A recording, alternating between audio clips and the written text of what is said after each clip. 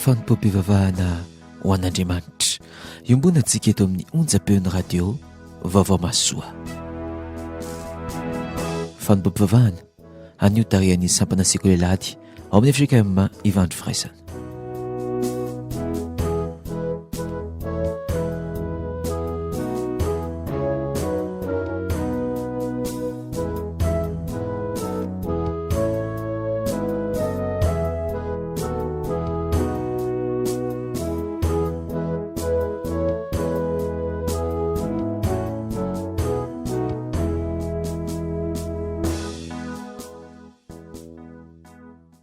Ary aoriko ny fanekeko ho amiko soa aminao mba mitaranaka faramandimby ho fanekena mandrakizay mba ho Andriamanitra ao sy taranaka ao mandimby anao aho.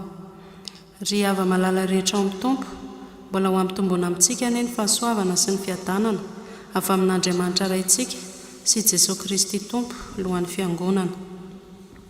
Anomana ny foamam-panahintsika sika hiatrika izao fotoam-pivavahana izao, ka ny salamy fahazato nondeha ho vakitsika amin'ny anaran'i Jesosy. Miobio an'i Jehovah ary tany rehetra, manompo an'i Jehovah amin'ny fifaliana, makanesa eo anatrehany amin'ny fiobiana. Ako ho fantatrareo fa Jehovah no Andriamanitra, izy no nanao antsika ary azy isika dia olony sy ondry fiandrany. Midira eo amin'ny vavahadiny amin'ny fisaorana ary eo akianjany amin'ny fiderana. Misaora azy mankalazany anarany fa tsara Jehovah, mandrakizay ny famindrapony ary miatra amin'ny taranaka faramandimby ny fahamarinana.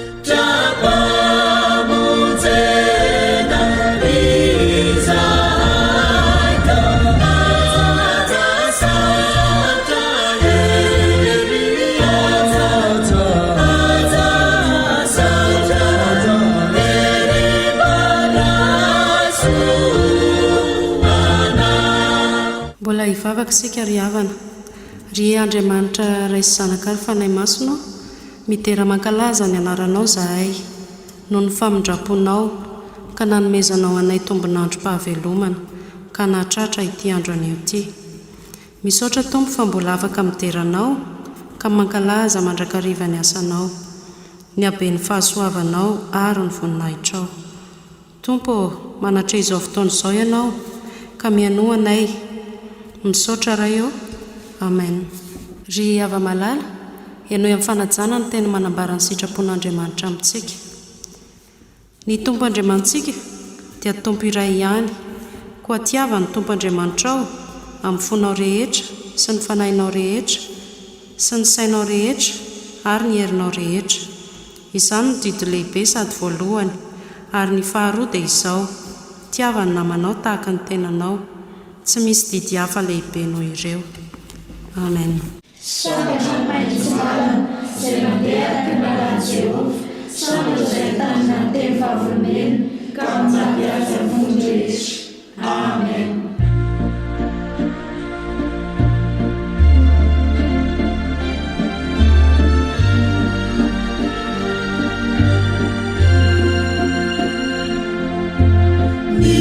Sautranao zai irai, fatsina fenina anai, zai tena sitraka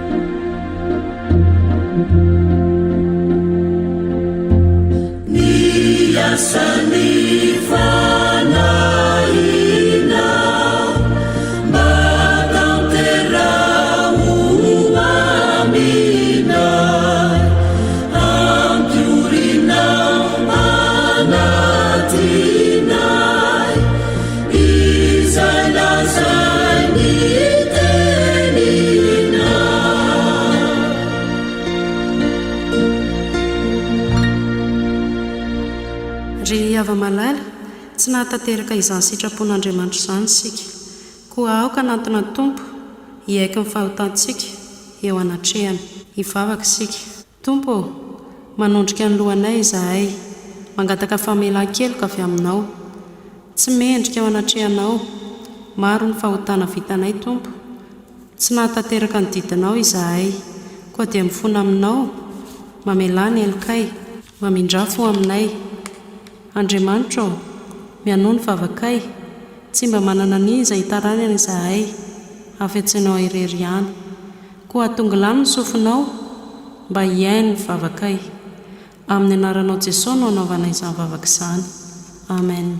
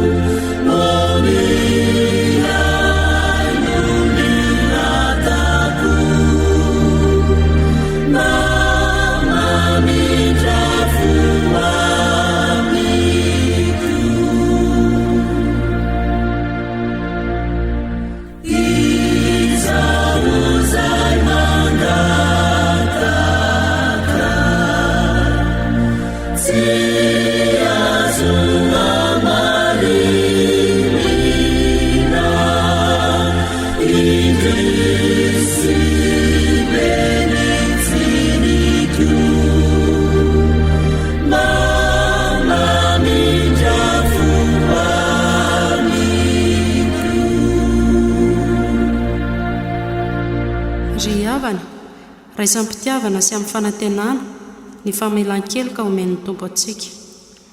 Hoy ny Tompo, makanesa ty amika anareo rehetra izay miasa fatratra sy mavesatra entana, fa izao no hanome anareo fitsaharana. Aza matahotra, mino fotsiny ihany, izay mino zanaka no manana fiainana mandrakizay. Voavela ny elokareo no ny anaran'ny masina. Aleluia. Amen. Sambatra ny olona izay velany sy voasarana ny fahotana, sambatra ny olona izay tsy sainy tsy voaheloka ary tsy misy fitaka ny fanahiny. Amen.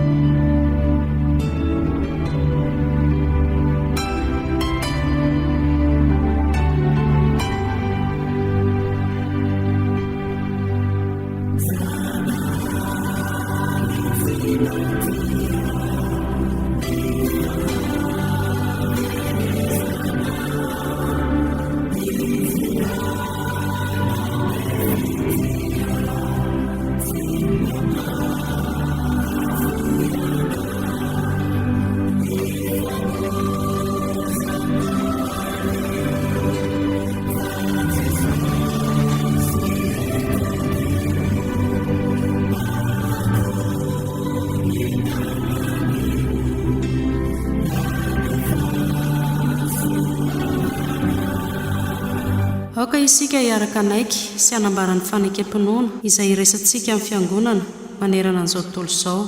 Minon'Andriamanitra tsy toa aho, izay manao ny lanitra sy ny tany. Andriamanitra dia fahaly, Andriamanitra dia fitiavana, Andriamanitra dia manjakatra amin'ny taloha indrindra ao mandrakizay. Andriamanitra dia mampiseho fitiavany atsika, fa ny fombola mpanota isika dia maty hamonjy atsika Kristy. Minana Jesosy Kristy zanalay atokana tontsika aho, tonga izy hitany sy hamonjy ny very. Izy no lalana sy fahamarinana ary fiainana. Izy dia tsy miovaova maro sy anio ary mandrakizay. Mily fanahy masina aho, izy no nanambarany fanahy isika fa zanan'Andriamanitra isika, fa na iray ihany nanaovana tisantsika rehetra ho tena iray ny fandraisena izay eto mandresy zao tontolo izao dia ny finoantsika tompo ampitombo ny finoanay amen.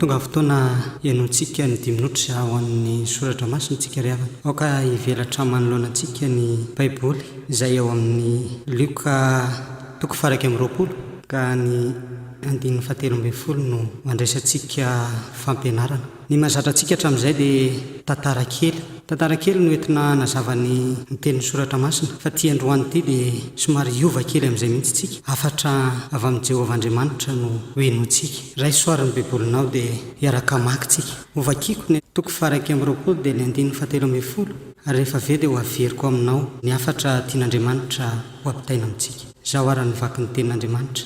Ny tranoko atao hoe trano fivavahana fa ianareo kosa manao azy ho zoy fiaren'ny Jolahy. Izay ilay tenin'Andriamanitra. Zaho ara no afatr'Andriamanitra tia ny ampitaina ho antsika tanora sy zaza madinika. Eny fa na dia tsika olon-dehibe koa ara dia misy tafiditra n'ity afatra ity ka atongo lany ny sofinao hieny tsara zany afatra zany mandra-patavana. Ny tranoko atao hoe trano fivavahana fa ianareo kosa manao azy ho salle de connexion. Anaovana Facebook sy hijerena tranokala dia tranokala samy hafa toy ny Google sy ny sisa. Ny tranoko atao hoe trano fivavahana fa ianareo manao azy ho tsena ka ataonareo trano fiaonana ifampiresahana. Ny tranoko atao hoe trano fivavahana ianareo manao azy ho salle de jeu ka ilalaovanareo zay amin'ny finday. Ny tranoko atao hoe trano fivavahana fa ianareo manao azy ho trano fatoriana. Ny tranoko atao hoe trano fivavahana fa ianareo manao azy toy ny trano pokon'olona ka ivezivezenareo tsy amin'ny antony ka tsy asianareo filaminana. Ny tranoko atao hoe trano fivavahana ianareo manao azy ho fampiterana lamody ka hitondranareo irony fitafiana manetsika ny filan'ny nofo izay tsy akasitrahako. Ny tranoko atao hoe trano fivavahana ianareo manao azy ho parka de loisir ka ataonareo fampilalaovana zaza. Ny tranoko atao hoe trano fivavahana ianareo manao azy ho fanaripako anarianareo toy ny fonina biscuit sy ny fonina bonbon. Ry zanako ampitsahiovika ianao fa ora nomeko anao anatin'ny herinandro ary ora rona telo izay minonja mba hangatahako aminao mba hanatrahanao ahy atao tranoko dia tsy ho vitanao ve zany masina ny tranoko ka mahasary-piaro aho koa rehefa tsy afitiana ianao eny ianao anaka ny tiako holazaina amin'izany dia andray fipetra aho ka ampiasa ireo mpanompoko ireo dia ireo mpanompoko izay manao akanjo fotsy lava ireo hitandro anao amin'ny filaminana atao tranoko iso ny voninandroko ka azagaga ianao raha ohatra ka tsy ho avelan'izy ireo hivezivezy sy resaka atao tranoko tsy trano fanaovana Facebook atona fanaovana zay fa trano hitorinany voninandro aza tezitra ianao raha ho alain'izy ireo ny finday anao ka tsy omeny anao raha tsy efa tafavoaka ny tranoko ianao koa raha tsy maintsy ampiasa fanday ianao atao tranoko dia tokony tsy misy azonao ampiasaina fa tsy ny baiboly sy ny firana ihany azonao ampiasaina amin'izany mba mangataka aminao aho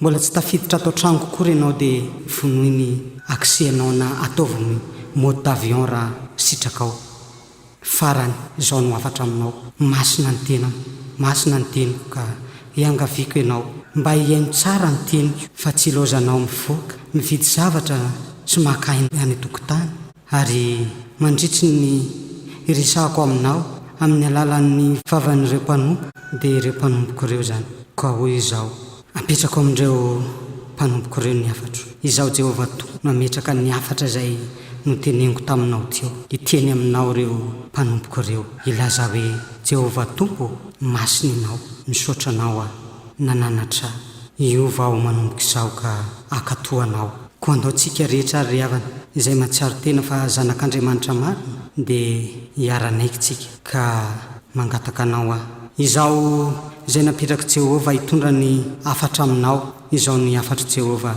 holazaina aminao hoy Jehovah aminao izaho Jehovah Tompo misaotra anao aho mananatra iova aho manomboka izao ka ankatoanao ka andaosika rehetra izay manaiky ho zanak'Andriamanitra hiara-merina amiko izany fanekeny izany ka izay lazaiko averinareo izaho ara izany teny izany Jehovah Tompo misaotra anao aho nananatra iova aho manomboka izao ka ankatoanao izay ry havana no afatry ny Tompo tadidio fa henon'Andriamanitra ny fanekenao dia izay fanekena nataonao teo izay ka asakasakao raha mitaka azy ho an'Andriamanitra ireno ny voninahitra amen.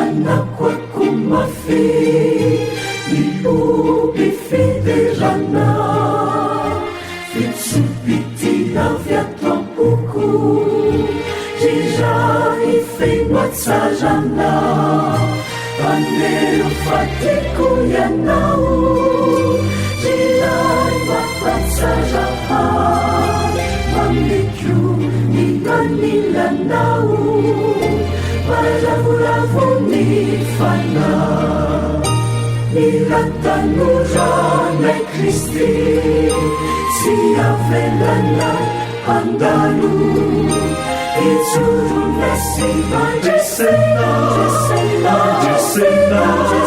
Fahavalu Veluni sapa itia Pananjia maricha Malumuka pacetuka Ajaliandanisha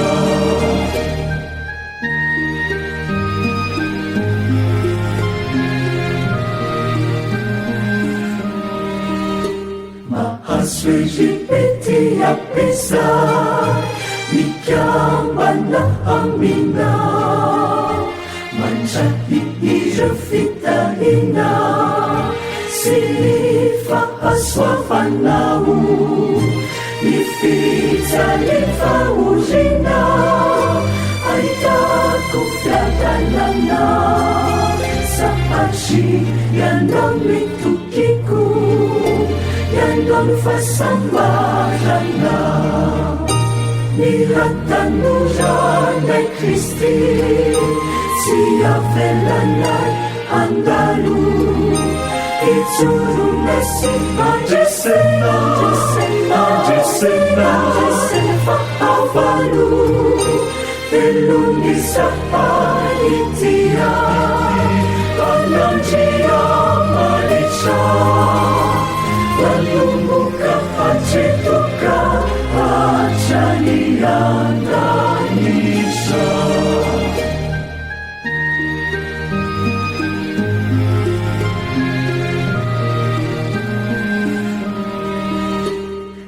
Isamonotsy ho faly nopony fitiavana indrindra fisahay tanora isaina vohotanao vonona ety aminy fianana rehetra hampanoho anao tsisy fetra no anitarehetra mila tanoranay Kristy tsy avelanay andalo itsorona sy andresena fahavalo velony sapanitia anandria maritra valomboka hatretoka hatraniandanitra velony sapanitia anandria maritra valomboka hatretoka hatraniandanitra. Amakin'ny tenin'ny soratra masina tsika zany dia hitantsika ao amin'ny mpanjaka faharoa toko faharoa andin'ny fahasivy ka hatramin'ny 7 Jaona toko fahatelo andin'ny fahasivy ka hatramin'ny 7 Asan'ny apôstôly toko voalohany andin'ny fahenina ka hatramin'ny 9 Mialohan'izany nefa dia hiara hivavaka isika. Mbola midera sy misaotra anao zay ry Jesosy no ny famindram-ponao ka afaka iain'ny hafatrao. Raha maka ny teny soratra masina izay dia mangataka aminao tsy handatsaka na litera iray amin'ny teny izay ho vakiana. Ny mpanomponao hitondra ny hafatrao koa dia mba ianao mihitsy no hanendry ny lelany azahoany manambara ny hafatra tianao ambara aminay. Ary izay vahoakanao iaino izany teny izany Jesosy dia mba ho tanolona ka nyriny ny teninao. Hampangino ny feo rehetra izay mety ho sakana tsy hainonay ny feonao amin'ity anio ity. Dia misaotra indrindra Jesosy. Amen. Ary no nefa tafita izy roa lahy dia hoy Eli tamin'ny Elisa, angatao izay ataoko ho anao dia ny mbola tsy misaraka aminao aho. Ary hoy Elisa, masina ianao aoka ny anjarandroa amin'ny fanahinao mba ho ahy. Fa hoy izy, sarotra nangatanao kanefa raha mahita misaraka aminao ianao dia ho anao ihany izany, fa raha tsy izany kosa dia tsy ho anao izany. Ary raha mbola nandesy ny resaka izy roa lahy dia indro nisy kalesy afo sy soavaly afo mampisaraka azy roa lahy. Ary Eli niakatra tamin'ny tafio-drivotra ho any an-danitra. Ary raha nahitan'izany Elisa dia niantso hoe, rikakeo eny kalesyn'ny Israely sy ny mpitaingy soavaliny. Dia tsy nahita azy intsony izy, ary noraisiny ny fitafiany ka nitriariny roa. Ary nalainy ny kapotin'ny Eli izay latsaka avy teny aminy, dia niverina izy ka nitsangana teo amoron'ny Jordana. Dia noraisiny Elisa ny kapotin'ny Eli ilay latsaka avy teny aminy ka nakapy ny rano. Dia hoy izy, aizy Jehovah Andriamanitra Eli? Eny, Elisa koa nikapoka ny rano dia nisaraka roa izany ka dia nihita izy. Nikodemosy namaly ka nanao taminy hoe, atao ahoana no hahatonga izany zavatra izany? Jesosy namaly ka nanao taminy hoe, ianao va ny mpampianatra ny Israely ka tsy mahalala izany zavatra izany? Lazaiko aminao marina dia marina tokoa izay fantatray no lazainay ary izay hitanay no ambaranay, nefa ny fanambaranay tsy raisinareo. Raha ny zavatra ety tany aza no nolazaiko taminareo ka tsy hinonareo, ahoana no hinoanareo raha milaza aminareo ny zavatra any an-danitra aho? Ary tsy nisy niakatra ho any an-danitra fa tsy ilay nidina avy tany an-danitra dia ny zanak'olona izay any an-danitra. Ary raha tahaka ny nandraisan'ny Mosesy ny menarana tany anefitra no tsy maintsy hanandratana ny zanak'olona mba hanana fiainana mandrakizay izay rehetra mino azy. Koa izay tafangona teo dia nanontany azy hoe, tompoko, amin'izao va no ampodianao ny fanjakana ho amin'ny Israela? Hoe kosa izy taminy, tsy anareo no alala ny andro ny fotoana izay efa notendren'ny ray amin'ny fahefany ihany, fa ahazo hery anareo amin'ny latsahan'ny fanamasina aminareo ary ho vavolombeloko any Jerosalema sy eran'ny Jodia ary hatramin'ny farany tany. Ary rehefa nilaza izany Jesosy dia nakarina izy. Raha mbola nijery izy ireo ary nisy rahona nitondra azy ka tsy hitany masony intsony izany, ary raha mbola nandinika ny lanitra izy ireo tamin'ny nandehanan'i Jesosy, indreo nisy roa lahy teo anilany ny akanjo fotsy izay nanao hoe, ry lehilahy Galiliana, nahoana no mijanona eto mijery ny lanitra ianareo? Iny Jesosy izay nampiakarina niala taminareo ho any an-danitra iny dia mbola ho avy tahaka ny nahitanareo azy niakatra ho any an-danitra. Izay masonao manamasinana ny fahamarinana, ny teninao fahamarinana. Amen.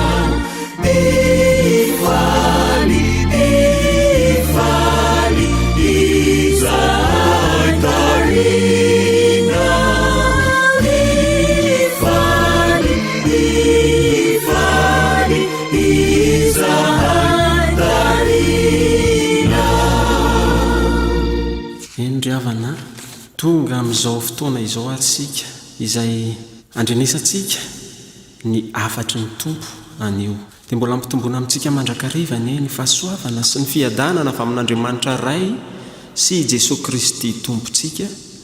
Amen. Ety am-piandohana ry havana dia miara habanao aho na tratra izao andro anio izao indray, ary indrindra mbola manana hery tanjaka fahasalamana ianao amin'izao ka tsy mba nandairan'izao valana retina misy amin'izao fotoana izao.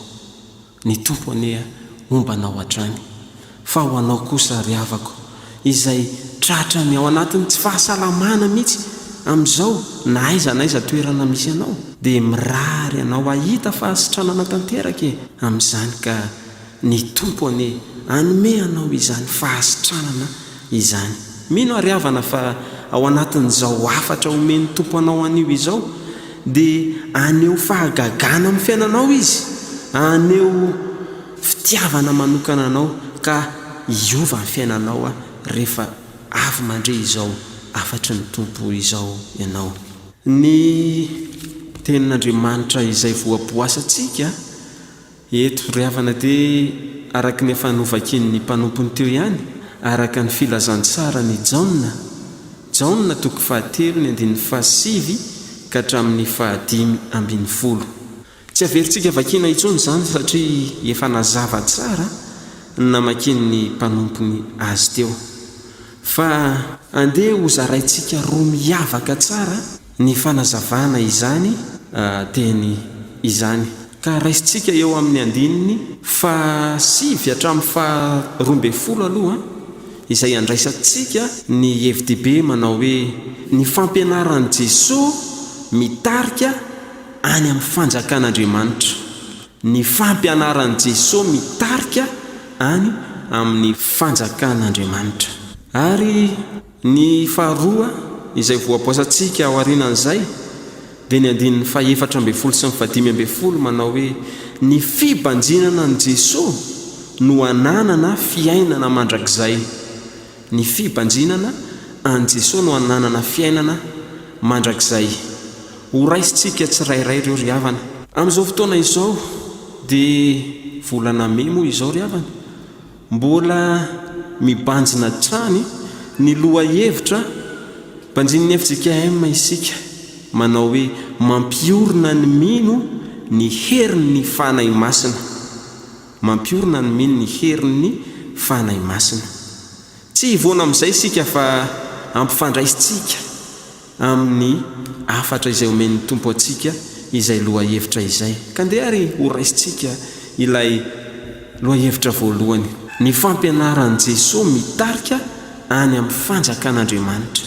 Ny tantara izay ao anatin'io andiniteny io ry havana dia makasika ny resaka nataon'ny Nikodemosy sy Jesosy. Raha iverina kely manomboka ery amin'ny andininy voalohany sika ijerijery kely hoe inona sinona marina moa izany resaka nataony zany, iza moa zany Nikodemosy zany?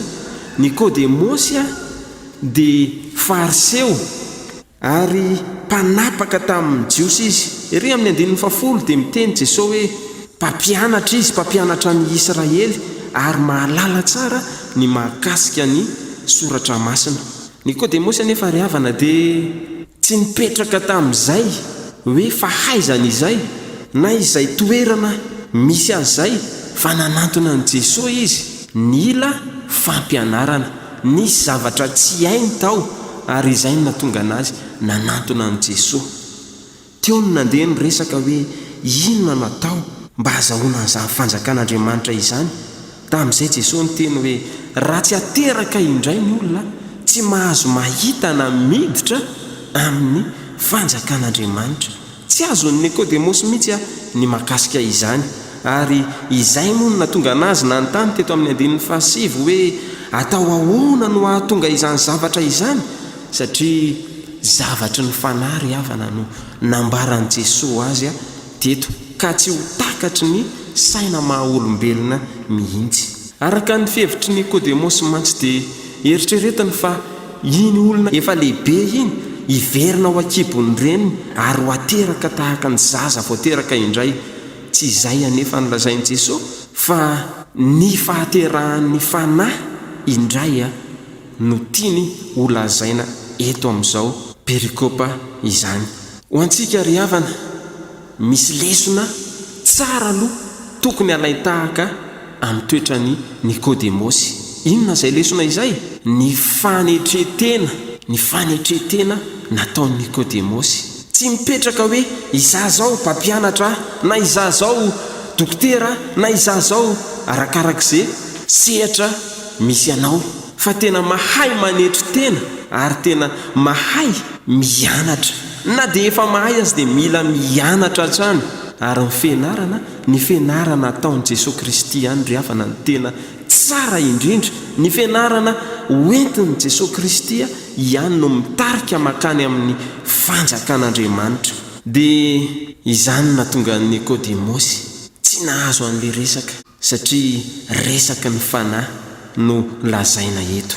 Fa rehefa nazavain'i Jesosy le izy dia mety efa amintsika ihany koa izany ry havana. Mety efa amintsika izany satria isika izao tokoa na dia efa mahay azy na dia efa ampy vita batizy mpandray fanasan'ny tompo sy ny karazany ninona sehatra misy anao eny anivon'ny fitandremana dekona STK BDB. Tsy vitan'izay ry havana ny fanomponan'i Jesosy Kristy fa mifandraisana azy, fanolorana ny fonao azy mba ho teraka vaovao indray ao aminy ianao, fanikafanao ny fonao mba hidirany satria izy Jesosy Kristy ihany no lalana ahafahana miditra makany amin'izay fanjakan'Andriamanitra izay.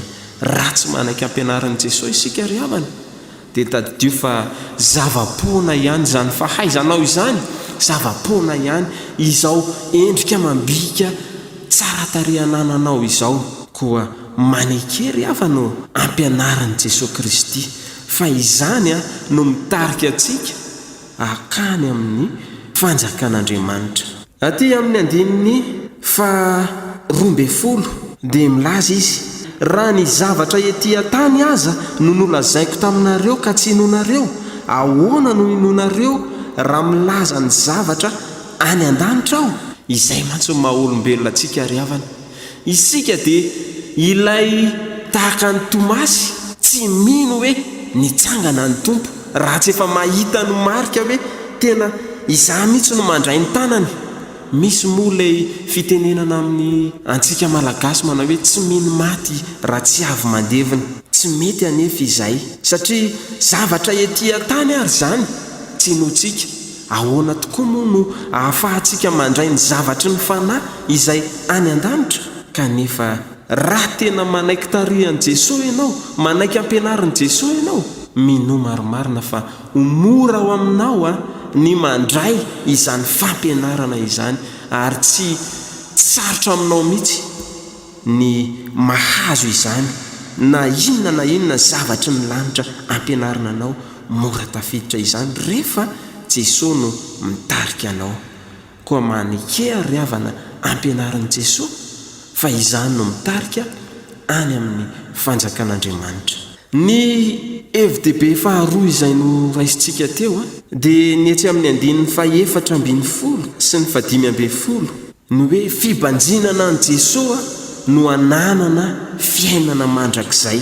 Ny tantara eto indray raha hovakitsika kely vetivety dia milaza hoe ary tahaka ny nanandratany Mosesy ny menarana tany anefitra no tsy maintsy hanandratana ny zanak'olona mba hanana fiainana mandrakizay izay rehetra mino azy. Io tantara io ry havana dia hita any amin'ny bokin'ny Nomeria any.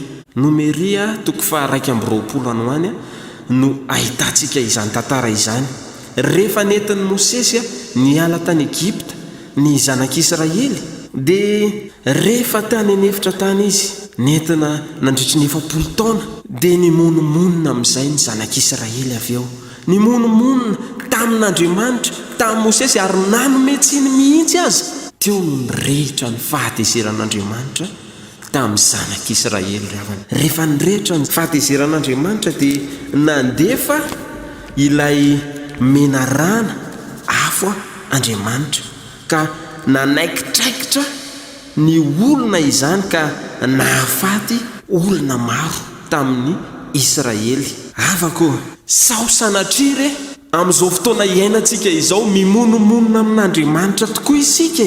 Sao re sanatria manome tsiny ilay mpahary isika amin'izao ka izany no mahatonga izao fiainana izao tena mikorosy fana. Betsaka ny fahaverezan'ny asa, betsaka ny tsy fianarana, mikatona avokoa ny fianarana rehetrarehetra. Eny hatraty amin'ny trano fiangonana izay ny tena mampalahelo indrindra ry havana. Sao izany rehetrarehetra izany fimonomononantsika amin'Andriamanitra izany no mahatonga ny fiainantsika tahaka izany. Ary indrindra izao valana retina izay mandripaka olona maro erak'izao tontolo izao. Sao sanatria misy menarana alefan'Andriamanitra io corona io na io variant io. Mila mandiny teny isika ry havana, mila mandiny teny isika satria sao dia noho ny amiko natonga izao fiainana izao ho tahaka izao. Fa iza moa tsy minainaina, iza moa tsy mitaraina amin'izao fiainana izao, na amin'ny tsy fisina izany.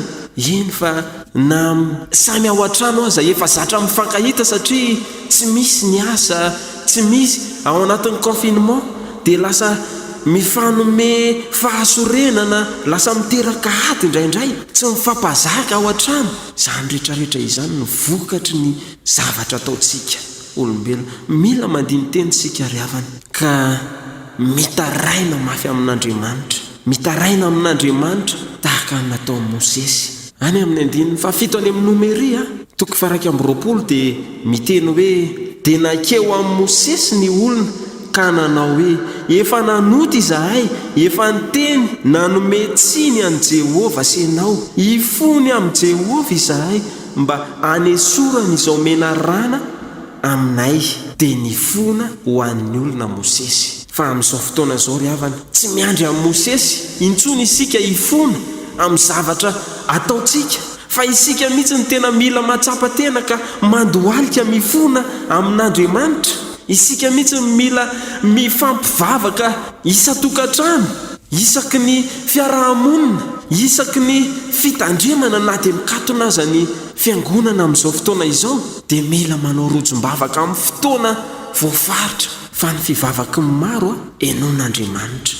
Mila mifona isika fa rehefa tena ny fona Mosesy tamin'izany dia hoy Andriamanitra hoe manaova ary ianao menarana varahana dia antony amin'ny azo a ka izay rehetra mibanjana io menarana varahana io dia hositrana ary izay efa voakaikitra hositrana ary tsy hisy ho faty intsony izay mijery izany menarana varahana izany.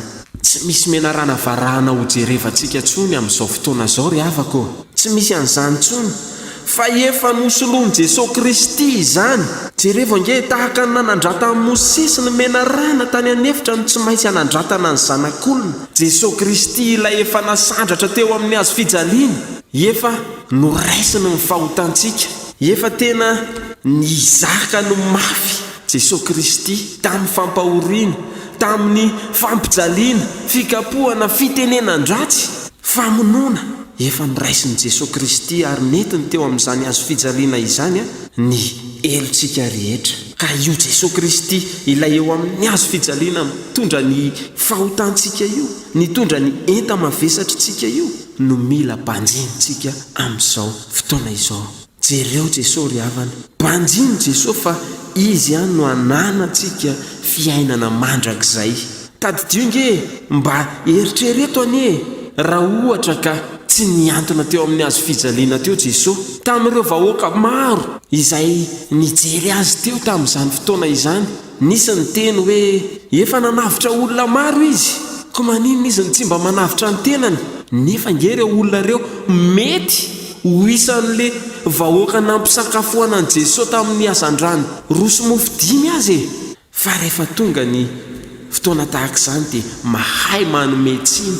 Fa amin'izao ry havana efa tsisy fanomezan-tsiny azo atao ntsony satria efa miantra amintsika izany fahamaizan'Andriamanitra izany. Ny vahaolana iray ihany azontsika entorahana dia ny fibanjinana an' Jesosy Kristy. Betsaka manam-pahaizana amin'izao ny mandalina, mikaroka, vaksiny be dia be, fa toa ohatra ny betsaka ihany izay koa nefa nisy nanandrana ohatra mbola tsy tena nisy ny vokatra tsara hoe nahasitrana n'izao tontolo izao.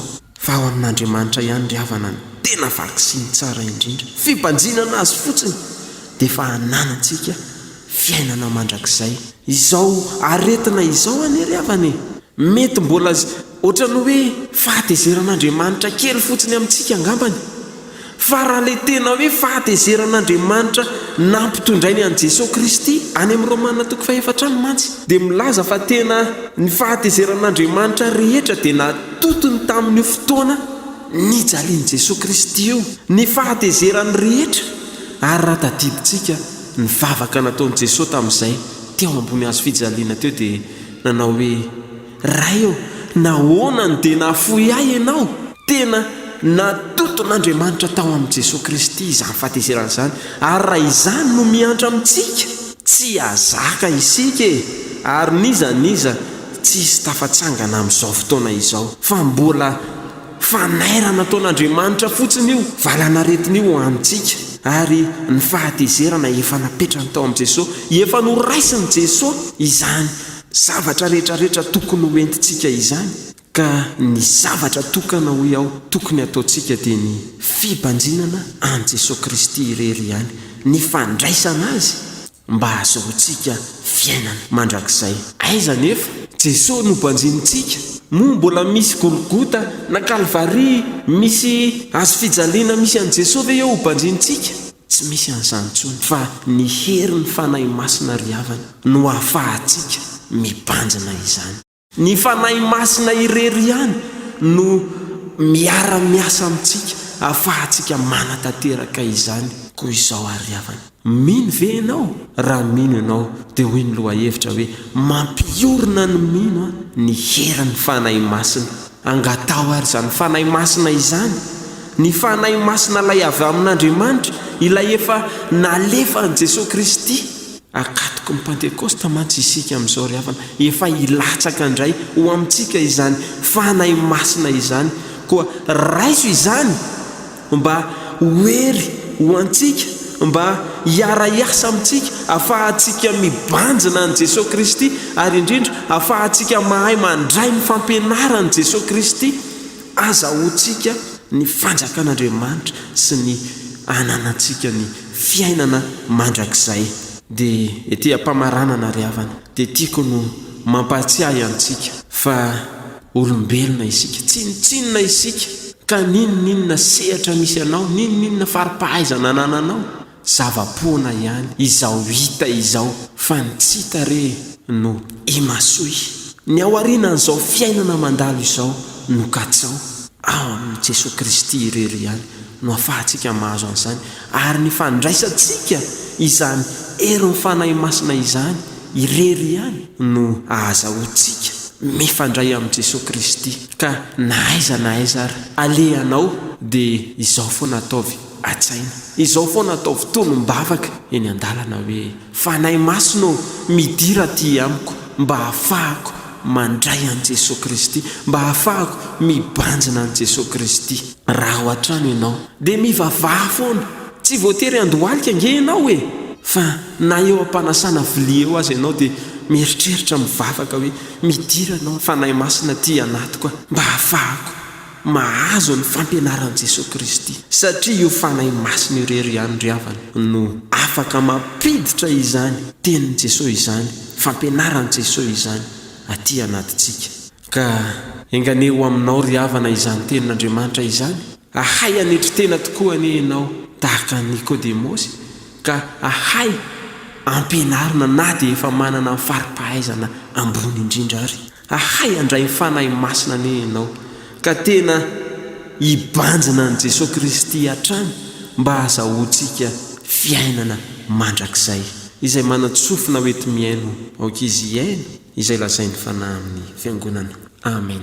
Mbola iombom-bavaka isika ry havana, misaotra anao izahay ry Jesosy Kristy tomponay eo fa mbola nomenao indray anjara teny, anjara hafatra avy aminao tamin'izao maraina izao. Misaotra anao Jesosy fa nosokafanao indray ny sainay tamin'ity androany ity fa haikay zava-poana izao mahazay anay izao endrika mambika anay izao faripahaizana anananay izao, tsinotsinona kay izao. Nampafantarinao izahay Jesosy fa tokony hianatra trany, ary ianao Jesosy Kristy mihitsy no mila mampianatra anay amin'izany mba ahafahanay makany amin'ny fanjakan'Andriamanitra.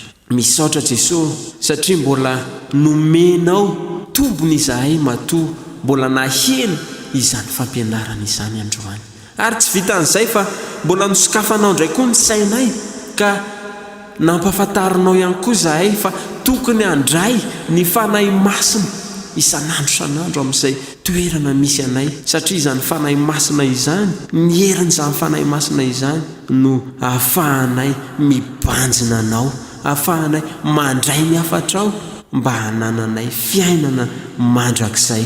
Tompo, tanterao aminay ara izany. Dia ankehitriny Jesosy mivavaka aminao izahay satria vontom-pahoriana loatra ny taninay amin'izao vokatra izao valana retina misy izao. Firifiry moa Tompo no efa nandao izao tany fandalovana izao, firifiry no tsy mba natrehan'ireo avany akory fa vao maty dia alevina, tsy mba hita ny vady amanjana akory. Mampalahelo ange zany Jesosy, kanefa Tompo matoa izany misy dia fantatray fa avy aminao, fa ianao nge nefa niteny fa mony soa ihany no raisina avy aminao fa ny ratsy koa, ka na dia manjaka aminay aza Tompo izao zavatra ratsy misy amin'ny firenena izao, dia mino izay fa lalana hitondranao ny fiainanay izany mba azahoanay fiadanana any amparany. Dia mivavaka aminao izay Jesosy ho an'ireo ao anatin'ny aretina amin'izao fotoana izao. Tompo, ianao efa nahaina nasitrana fony ianao tetỳ ambonin'ny tany, aretina maro no efa sitranao Jesosy, ary na dia efa ianao niakatra any an-danitra any ary, rehefa mivavaka amin'ny anaranao izahay dia sitrana. Ianao Jesosy amin'ny anaranao no angatahanay anasitrana ireo marary rehetrarehetra ireo, ka ninonninona soritra aretina misy aminazy Tompo aminay tsirairay avy, ilay dia kapoka taminao anie no isolo izany aretina izany, ilay rano latsaka taminao anie anadio anay ho afaka amin'izany aretina izany, ary ny fitsangananao ho velona Tompo ny fandresenao amin'ny fahafatesana dia marika fa andresy ny valanaretana izay misy aminay izahay. Tompo, mahatoky izahay ary mino fa ho tanterahanao aminay izahany. Vavaka aminao koa izahay Jesosy amin'izao fotoana izao. Maro ireo very asa, eny fa na ny miasa azy amin'izao dia miozongozona satria mihena,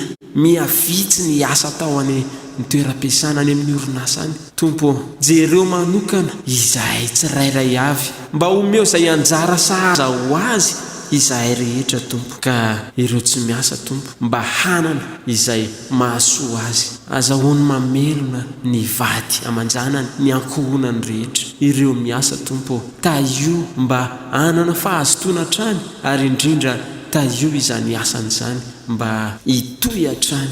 Mivavaka aminao zahay Tompo, ho an'ny mpitondra anay, ny mpitondra anay ara-pivavahana manomboka any amin'ny foiben'ny FJKM izany, Pasteur Irako Andriamahasoa mi. Jereo manokana Tompo, izy sy ny vady amanjanany, izy ilay mitarika ny vahoakanao, izy ilay lohany mampianatra anay ny tsara, ny mety, ary indrindra raha ny sitrapony dia ny fitoriana ny filazantsaranao hoeraka Madagasikara. Tompo, taio izy ireo fiadananao any aoka anambina azy, ary ny fitiavanao any no andrakotra mandrakariva ny fiainana. Ny mpitanjina rehetra ao anatin'ny sahany FJKM Jesosy dia jereo manokana koa, satria tsy mora ny asan'izy ireny amin'izao mikatona ny fiangonana. Tompo, jereo manokana izy ireny ary ataovy misy hatrany ny fitaovana entiny izy ireny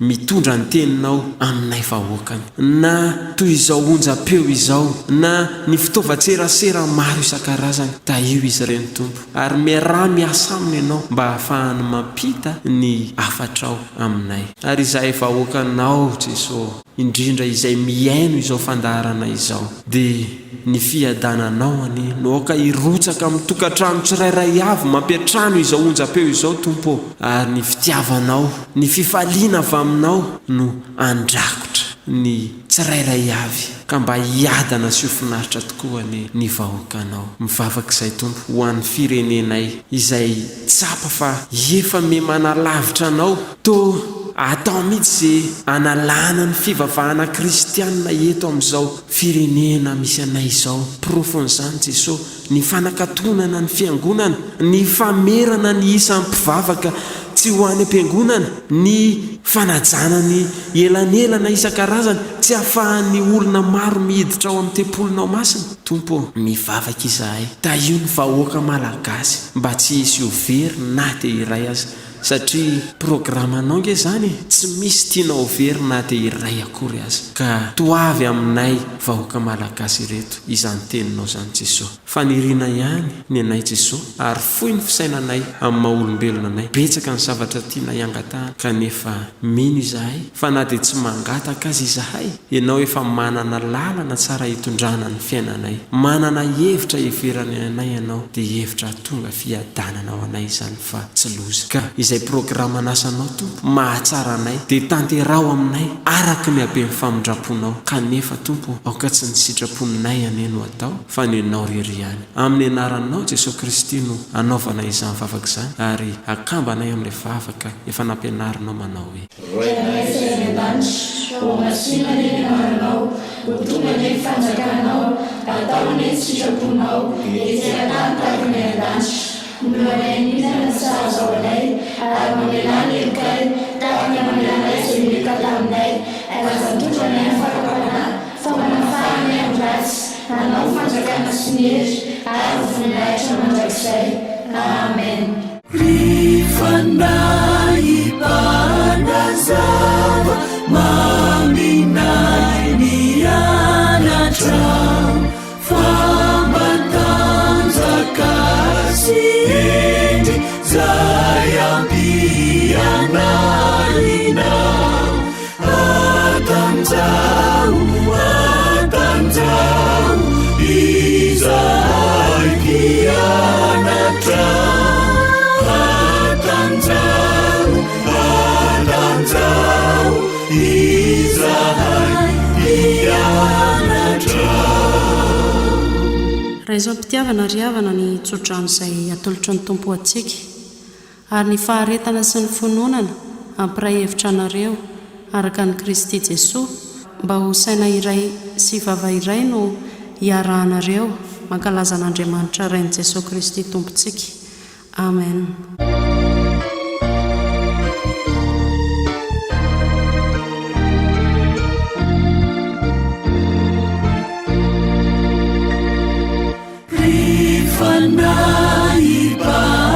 Zava ny Baiboly tamina efa ninosady toky anatonana iana matsilovy zany ankinamina matsilovy zany ankinamina. Izay rehetra vita dia ho voninahitr'Andriamanitra irery ihany. Amin'Andray sy ny Zanaka ary ny fanahy masina. Amen.